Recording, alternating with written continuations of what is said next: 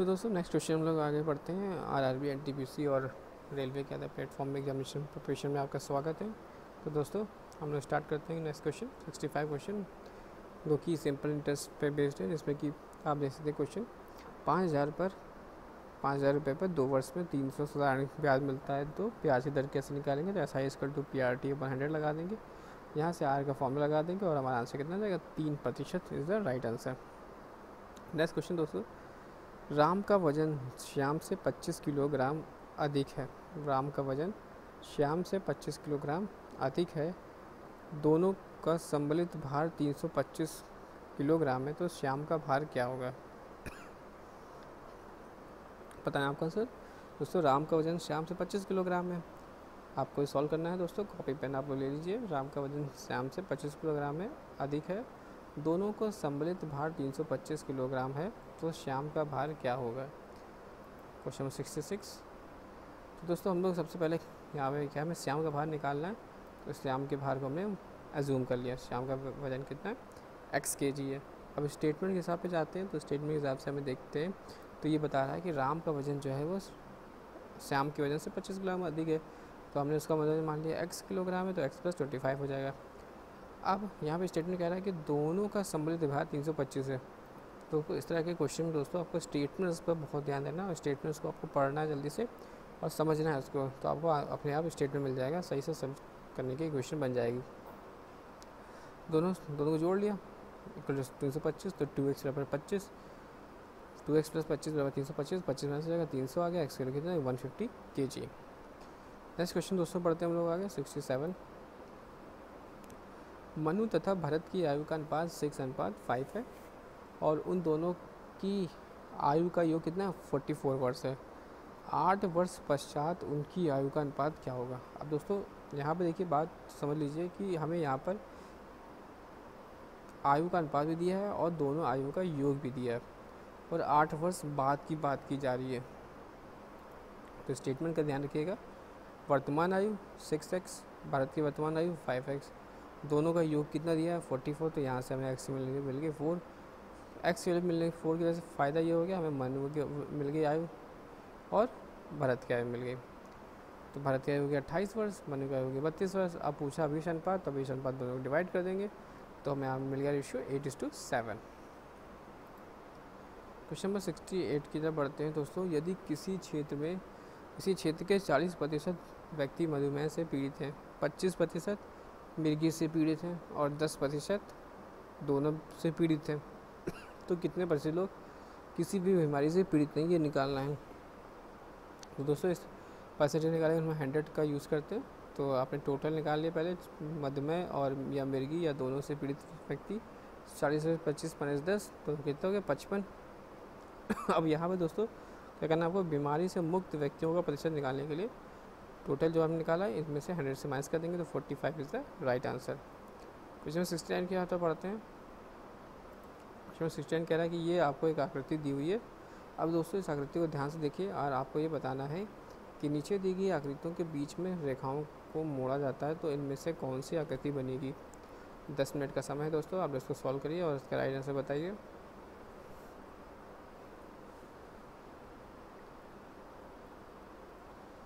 Solve करिए दोस्तों, time is over. अब देखते हैं दोस्तों क्या होगा इसका आंसर। जब दो दी गई आकृतियों को बीच की रेखाओं पर मोड़ा जाता है, तो उत्तर आकृति क्या होगी, सेकंड प्राप्त होगी, यानी 69 का 2, यानी जिसे उसको मोड़ेंगे, तो this is the right answer. Question 70 पढ़ते हैं। यदि एक ही लंबाई परंतु अलग अलग मोटाई की 2 मोमबत्तियाँ हैं, मोटी मोमबत्ती 6 घंटे तक जलती है, जबकि पतली मोमबत्ती मोटी मोमबत्ती के से 2 घंटा कम जलती है। रेशम ने दोनों मोमबत्तियों को एक साथ जलाया। जब वह सोने गया तो उसने देखा कि मोटी मोमबत्ती पतली मोमबत्ती की दुगनी लंबी है, तो रेशम ने कितनी देर पहले दोनों मोमबत्तियों को एक साथ जलाया। दोस्तों इस तरह के क्वेश्चन में आपको लैंग्वेज का ध्यान रखना होता है और लैंग्वेज को आपको अच्छे से पढ़ना होगा, तभी आप इस तरह के क्वेश्चन को सॉल्व कर सकते हैं। तो थोड़ा सा टफ क्वेश्चन है लैंग्वेज के बेसिस पर। आप ये देखोगे प्रत्येक मोमबत्ती की लंबाई स्मॉल l हमने मान ली है। पहली मोमबत्ती के जलने की देर कितनी होगी L/6, दूसरी मोमबत्ती की जलने की देर कितनी होगी L/4, और समय देखिए यहाँ पर टी घंटे बाद पहली मोमबत्ती की लंबाई दूसरी की दुगनी है, और टी घंटे बाद पहली मोमबत्ती का बचा हुआ भाग कितना हो जाएगा, L minus T by six, L T by six. दूसरी मोमबत्ती का शेष भाग कितना हो जाएगा, L minus L T by four. अब दोनों के इक्वेशन को मिस्टराइज कर दिया और हमें मिल जाएगा समय 3 घंटा। इसको दोस्तों सॉल्व करिएगा फिर से आप लोग एक बार। नेक्स्ट क्वेश्चन पढ़ते हैं 71 पे क्वेश्चन दोस्तों हम लोग पढ़ते हैं। तो 71 पे क्वेश्चन पढ़ेंगे तो देखते हैं क्वेश्चन। एक दौड़ में हरी आगे तथा पीछे दोनों तरफ से 5वें स्थान पर था, कुल कितने लोग दौड़े। दोस्तों बहुत ही प्यारा क्वेश्चन है। एक दौड़ में हरी आगे तथा पीछे दोनों तरफ से 5वें स्थान पर था, तो कुल कितने लोग दौड़े। तो 71 का क्या हो जाएगा आंसर। दौड़ में देखो आगे और पीछे यहाँ 5 जो फॉर्मूला यूज़ करते हैं हम लोग, L प्लस R माइनस 1, तो लेफ़्ट से 5, राइट से 5 और माइनस 1, तो कितने लोग होंगे, 9 लोग दौड़े। L प्लस R माइनस 1 लगा देंगे फॉर्मूला, आगे से पीछे से जो आप लोग फॉर्मूला यूज़ करते हैं T equal to L plus R minus 1। तो दोस्तों L प्लस R माइनस 1 का फॉर्मूला लगाना है यहाँ पर, और आपको यहाँ पर कुल मिल जाएंगे 9 is the right answer. Next question coding और डिकोडिंग का दोस्तों आ चुका है, जो कि बहुत ही सिंपल होता है दोस्तों। आपको कैमल को एक्सपोजिट और रैबिट्स को इसमें लिखा गया, तो इसी भाषा में क्रमबद्ध में अमेरिका को क्या लिखेंगे। तो सबसे पहले हम लोग को जो बदलना है उसको आप लिखना चाहिए। तो CAMELXPO आप ये लिखा। अब इसमें आपको समझना पड़ेगा किससे किस में चेंज हो रहा है। तो यहाँ पर ध्यान देखोगे ए को पी में चेंज हो रहा है, फिर एम है, एम किस में चेंज हो रहा है, ओ में चेंज हो रहा है, ई जो है वो जी में चेंज हो रहा है, आर वाई में। तो इस तरह से मिल गया POGYLXP, यानी 72 का 4 is the right answer. Next दोस्तों क्वेश्चन नंबर 73। ए तथा बी दो खिलाड़ी हैं, वे 1 से 25 तक में से किसी एक संख्या को चुनते हैं। यदि वे दोनों एक संख्या को चुने तथा वे जीत पाएंगे, एक बार में उनके ना जीतने की प्रायिकता क्या होगी। तो दोस्तों प्रोबेबिलिटी बेस्ड क्वेश्चन में हम लोग फॉर्मूला यूज़ करते हैं। ए तथा बी दो खिलाड़ी हैं और 1 से 25 तक इनमें से एक संख्या को चुनते हैं। तो दोस्तों कुल संभव परिणाम कितने हो सकते हैं। तो कुल संभव परिणाम हो सकते हैं, क्योंकि आपने देखा 1 से 25 तक 2 लोग हैं, तो 25 × 25 हमने करा, जिससे कि हमें 625 को परिणाम मिल रहे हैं। अब दोस्तों कुल परिणाम संख्या मिल गई। अब अनुकूल परिणाम कितने होंगे इसके, 25 ही। अनुकूल परिणाम जो होंगे वो कितने हो जाएंगे, 600। अनुकूल परिणाम हो जाएंगे 25, तो जीतने की प्रायिकता कितनी हो जाएगी। जीतने की प्रायिकता हो जाएगी हमारी 25/625 और 1/25, और हारने की प्रायिकता हो जाएगी 1/25, 24/25। नेक्स्ट क्वेश्चन दोस्तों, जैसे ही बताया गया आपको कि इसमें कितने त्रिभुज हैं, ये फाइंड आउट करना है दोस्तों। बहुत ही आसान मेथड होते हैं, इसके ट्रिक्स होते हैं, जो कि हम आगे डिस्कस करें आउट करेंगे। तो अभी आपको बताना है कि इस त्रिभुज में कितने ट्रायंगल्स हैं। तो इसका आंसर हो जाएगा 15 to 17। यहाँ पर दिया है, लेकिन एक्चुअली आपको एक राइट आंसर देना होता है, लेकिन यहाँ पर ऑप्शन दिया तो अच्छी बात है।